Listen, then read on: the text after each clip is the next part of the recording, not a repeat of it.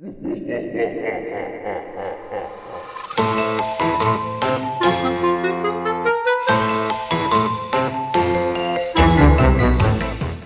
Forgotten Passenger. Every Friday night, Alex took the late bus home after his long shifts. The route was predictable. Dim streets, silent stops, and barely any passengers. Though he liked the solitude, the quiet often gave the city a ghostly edge. On one such Friday, Alex noticed something off as soon as he stepped on the bus. The driver, a cheerful man who usually greeted him, didn't say a word. His face was pale, his hands gripping the wheel tightly. Alex shrugged it off, assuming the man had a rough day, and sat in his usual seat midway down the bus. The first few stops were uneventful. Alex listened to music, staring at the dimly lit city blurring past the window. He barely noticed the other passengers boarding, if there were any at all. That was until the third stop. The bus hissed to a halt, and a woman stepped on. Alex couldn't help but notice her immediately. Her head hung low, long black hair obscuring her face. Her clothes were soaked, water dripping steadily onto the floor. She moved stiffly, like she wasn't used to walking, and chose a seat at the very back of the bus. Alex turned back toward the window, but he couldn't shake the unease creeping up his spine.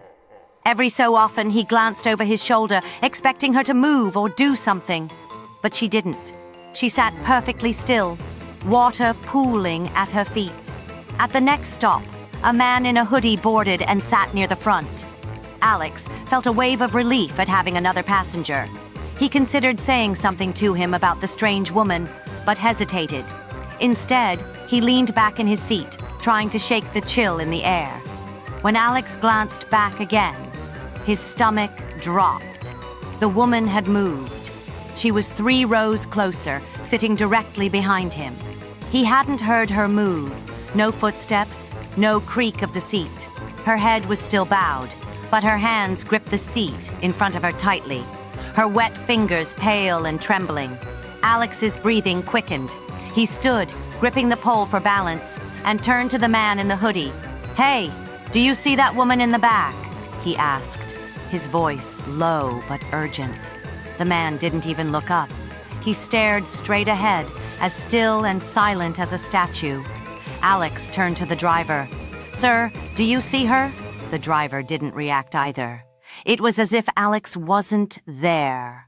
A soft, dripping sound made Alex freeze. Slowly, he turned back. The woman was now directly behind him, her head still tilted downward. "Why didn't you save me?" she whispered. Her voice was barely audible, but it chilled Alex to the bone. Slowly, her head lifted.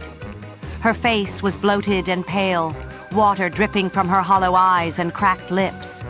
She looked like a drowned corpse brought to life. Before Alex could move, her cold, wet hand gripped his wrist. Water poured from her mouth as she repeated her question. "Why didn't you save me?" The bus suddenly screeched to a halt, and Alex was thrown forward, slamming into a pole. When he scrambled to his feet, the bus was empty. The woman, the driver, the man in the hoodie, gone. The doors opened with a hiss, and Alex stumbled into the night. The streets were eerily quiet, the only sound the faint dripping of water. Days later, Alex learned about a woman who had drowned in a nearby lake. Witnesses claimed she had tried to flag down a bus late at night, but no one stopped. Alex never rode the late bus again.